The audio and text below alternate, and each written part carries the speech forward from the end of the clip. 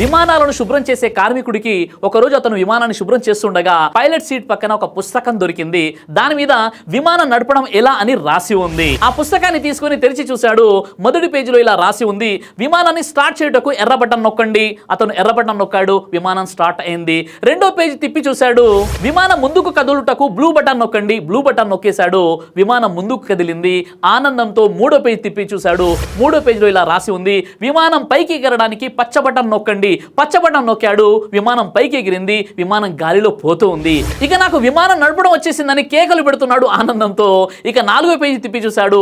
ఆ పేజీలో రాసి ఉన్న దాన్ని చదివి కళ్ళు తిరిగి పడిపోయాడు. ఆ నాలుగో పేజీలో ఇలా రాసి ఉంది, విమానాన్ని కిందికి దింపడం నేర్చుకోవాలంటే వెంటనే ఈ బుక్ యొక్క సెకండ్ పార్ట్ కొనుక్కోండి అని రాసి ఉంది.